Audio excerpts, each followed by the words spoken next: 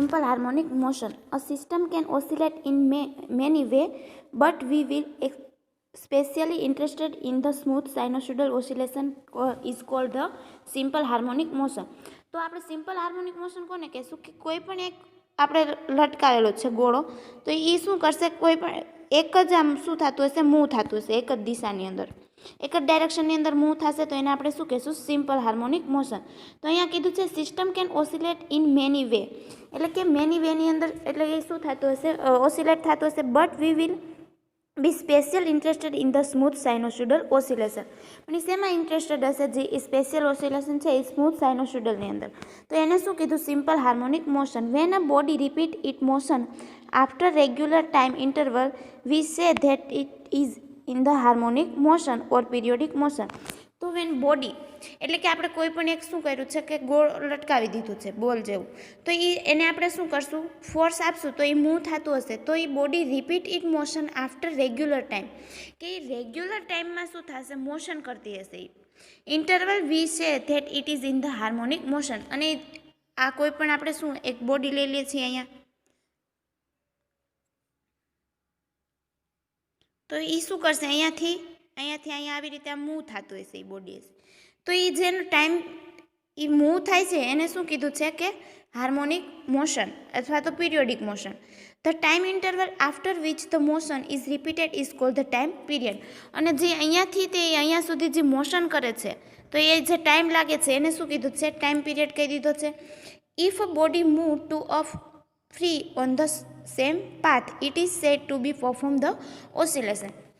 આપણે કોઈ પણ એક બોડી છે અહીંયા, તો એને એકવાર ફોર્સ આપી દીધો પછી એ શું કરશે, આપમેળે અહીંયાથી અહીંયા મૂવ થતી રહેતી હશે.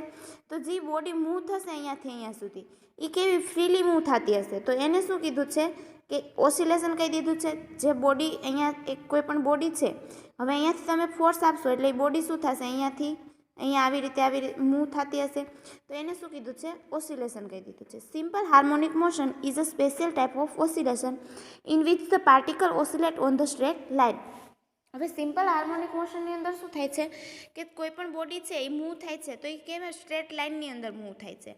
Particle oscillated on the straight line, the acceleration of the particle is always direct toward fix point on the line and the magnitude is proportional to the displacement of the particle from this point. તો કોઈ પણ fix point હોય છે, આપણે લટકાવેલી છે બોડીને, તો અહીંયા શું છે, એનો ફિક્સ પોઈન્ટ છે, તો એને કેવું કીધું છે કે straight line the acceleration of the particle is always direct toward the fix point. એટલે કે ફિક્સ પોઈન્ટને ડાયરેક્ટ એ શું થાય છે, ઓસિલેશન થાય છે on the line and the magnitude is proportional to the displacement of the particle from this point. તો અહીંયાથી જે પાર્ટિકલ છે એ શું થશે, મૂવ થશે અહીંયાથી અહીંયા. તો એ જે મૂવ થાય છે એને શું કીધું છે, આ કોઈ પણ પાર્ટિકલ છે એ મૂવ થશે અહીંયાથી, તે અહીંયા સુધી મૂવ થયું, તો એ શું થયું, ડિસ્પ્લેસમેન્ટ એની બેની વચ્ચે જે આવ્યું ડિફરન્સ, એનું શું થયું, displacement of the particle from this point, કે પોઈન્ટથી તે જે મૂવ થશે ત્યાં સુધીનું શું એની વચ્ચે મળશે, displacement. This fix point is the centre of the oscillation. અને જે ફિક્સ પોઈન્ટ છે કે જે આપણે પહેલાં બોડીને લટકાવ્યું છે કંઈ ફોર્સ આપ્યા વગરનું, એને જે સેન્ટરમાં જે પોઈન્ટ મળશે એને શું કીધું છે, centre of the oscillation. Now taking this point as the origin and the line of the motion as the x axis, we can write the defining equation of the simple harmonic motion. So now taking this point, the origin and the line of the motion is the x axis. તો જે motion કરશે particle એ કઈ એક્સિસમાં motion કરશે, x એક્સિસમાં motion કરશે. તો we can write the define equation of the simple harmonic motion. જે x axis ઉપર એ motion કરતું હશે ત્યારે એનું ઇક્વેશન શું મળે છે, a is equal to minus omega square into x. તો ઓમેગા સ્ક્વેર શું છે, પોઝિટિવ કોન્સ્ટન્ટ છે, એક્સ છે એ એટલે પોઝિટિવ થશે, અને એ છે એને શું કહી દીધું, negative. X is negative, A is positive. તો એક્સ ડાયરેક્શનની અંદર શું થશે, એ મૂવ થતું હશે ત્યારે એની અંદર ઓમેગા સ્ક્વેર છે એ પોઝિટિવ કોન્સ્ટન્ટ છે, એક્સ છે એ શું છે એની અંદર પોઝિટિવ છે. તો એ શું થશે, નેગેટિવ થશે, એક્સ પોઝિટિવ થશે તો એ શું થશે, નેગેટિવ થશે. તો x is negative and A is positive. This means that the acceleration is always direct toward the center of the oscillation. તો equation 1 a is equal to minus omega square x square છે એની અંદર એને આપણે minus કરી દઈએ, એક્સને plus કરી દઈએ, તો એ શું પ્રૂફ કરે છે કે એ જે એસિલરેશન કરે છે બોડી એ કોને direct always direct toward the centre of the oscillation, એટલે કે જે સેન્ટરમાંથી સ્ટાર્ટ થાય છે એને ડાયરેક્ટલી શું હશે, પ્રપોઝનલ હોય છે. If we are looking at the motion from an inertial frame, તો inertial frame A is equal to શું મળશે, એફ અપોન એમ. તો એની અંદર જે આપણે ફોર્સ લગાવ્યો એ કેટલો છે, F is equal to M into A જેટલો ફોર્સ છે. તો એનું ઇનર્શિયલ ફ્રેમ કેટલું મળે છે મોશનનું, A is equal to F upon M જેટલું.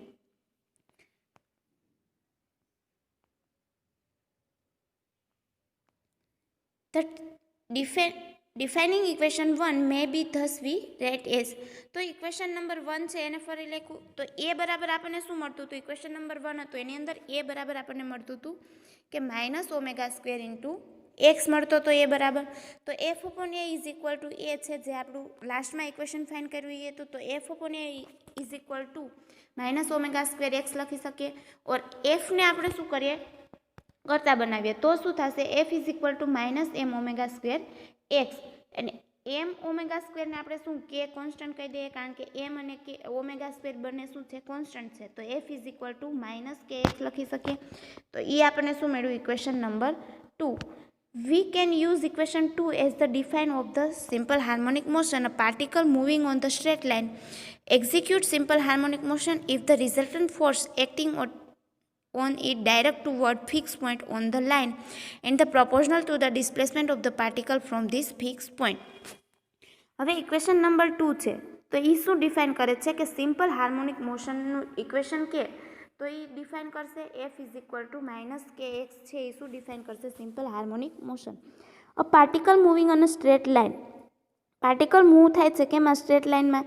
Execute simple harmonic motion if the resultant force acting on the direct toward the fix point on the line.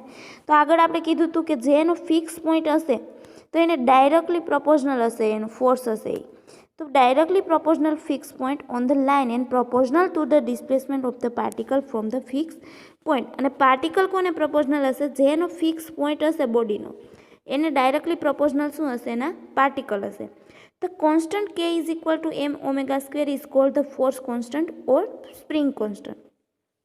તો k is equal to m omega square છે એ શું થશે, એનો ફોર્સનો constant. તો F is equal to minus કે x છે તે કે ઇઝ ઇક્વલ ટુ આપણે શું લખ્યું, એમ ઓમેગા સ્ક્વેર છે. તો એ થશે ફોર્સ કોન્સ્ટન્ટ અથવા તો spring constant. The resultant force on the particle is 0 when it is in the centre of the oscillation. તો જે રિઝલ્ટન્ટ ફોર્સ એટલે કે જે રિઝલ્ટમાં ફોર્સ મેળવો આપણને માઇનસ કે x, A particle is 0 when it is in the centre of the oscillation, કે સેન્ટરની અંદર જ જે પાર્ટિકલ એમને હશે ત્યારે એનો ફોર્સ કેવો થશે, 0 થશે. The centre of the oscillation is therefore the equilibrium position. A force which take the particle back toward the equilibrium position is called the restoring force which is linear resulting force graphically. તો કોઈ પણ particle હોય તો એ શું થશે, અહીંયા આ કોઈ પણ એક આપણે પાર્ટિકલ લઈ લીધો તો અહીંયાથી અહીંયા શું થશે, પાર્ટિકલ મૂવ થશે. કોઈ પણ એક એવો ટાઈમ આવશે કે જ્યારે પાર્ટિકલ પાછું જે પોઝિશનમાં છે એ પોઝિશનમાં શું થઈ જશે, સ્ટોપ થઈ જશે. તો એને શું કહેવાય, રિસ્ટોરિંગ ફોર્સ. જ્યારે એ પોઝિશન જે હોય એમાં પાછું આવી જાય ત્યારે એ પોઝિશનને શું કહીશું આપણે, રિસ્ટોરિંગ ફોર્સ.